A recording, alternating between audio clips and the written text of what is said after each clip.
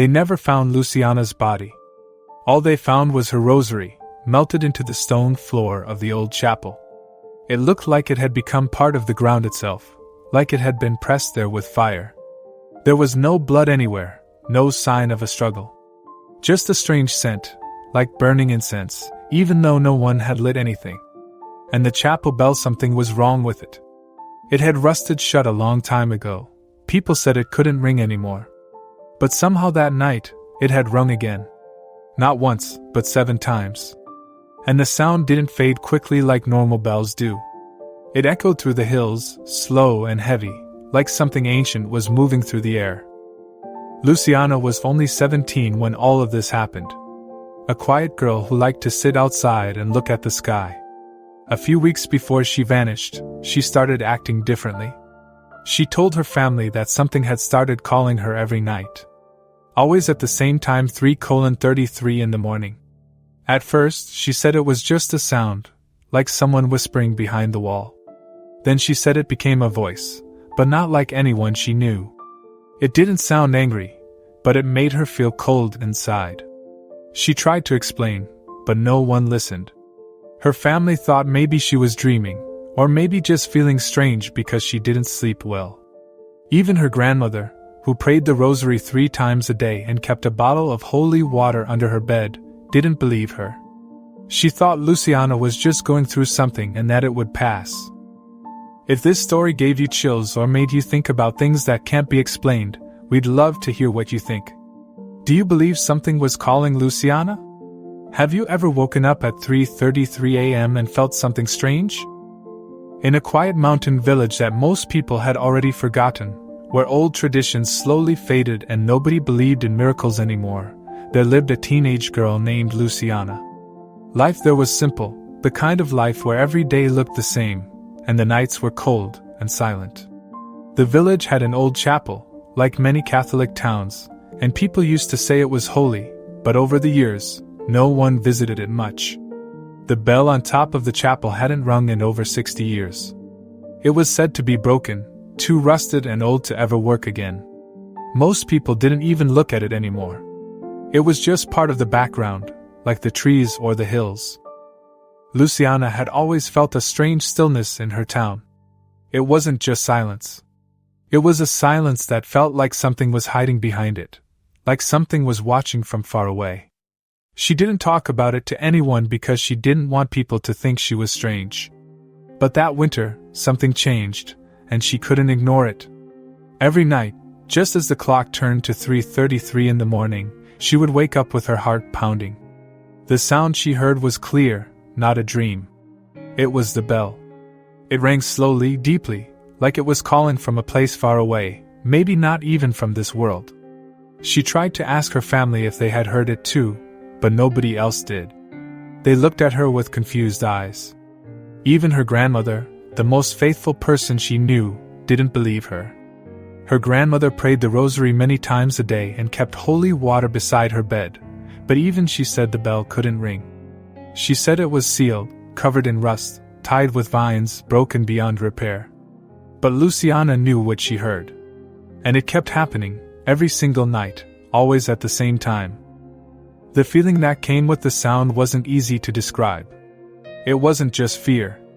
It was more like something powerful and holy was reaching out. She began locking her door at night, even though she had never done that before.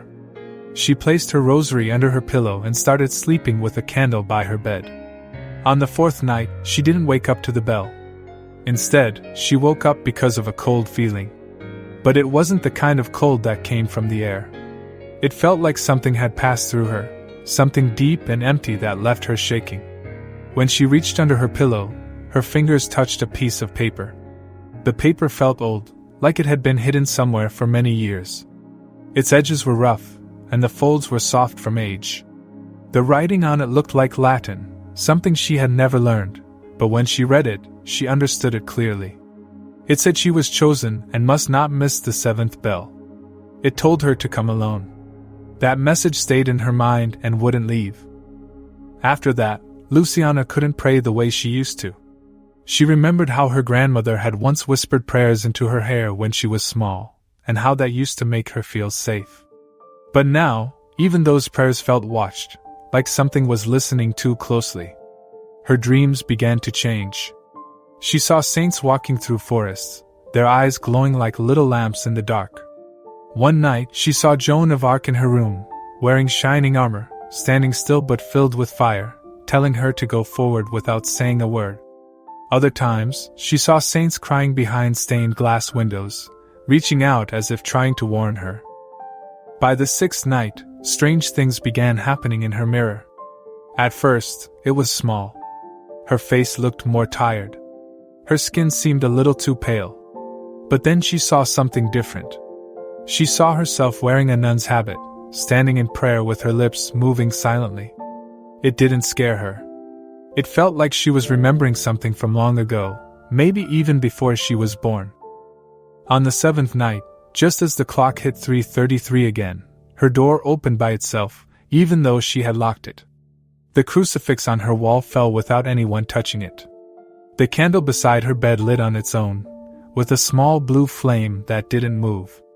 In the corner of the room, her grandmother's statue of the Virgin Mary seemed to smile. Not like a trick of the light, but like it had been waiting for this moment, and could finally breathe. Luciana stood up quietly. She didn't need to say anything. She was barefoot, and she held her rosary tightly in her hand. When she stepped outside, the world was completely still. The wind had stopped. The air felt heavier than usual, almost like she was underwater. The path to the chapel was short, but every step felt like she was walking into another time, like the world was pulling her back into something very old. The trees around her bent slightly, almost as if they were watching too. When she reached the chapel, the heavy wooden door opened by itself before she could touch it.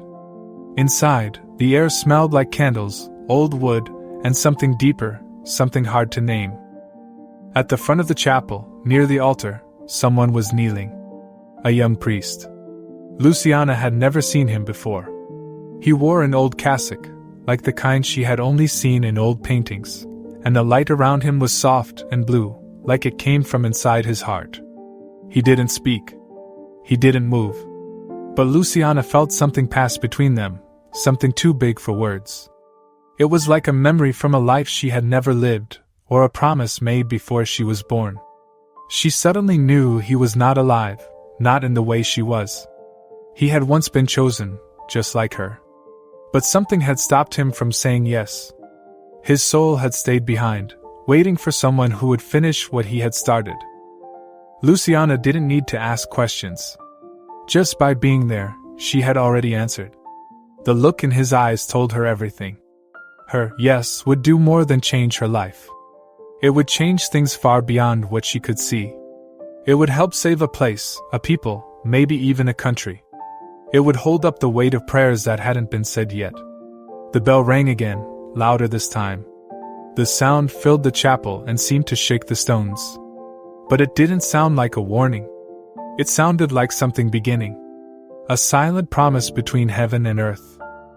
And when the seventh bell rang, echoing through the trees and into the hills, Luciana was no longer there. She had been taken, not by something evil, but by a call that only a few in this world ever hear.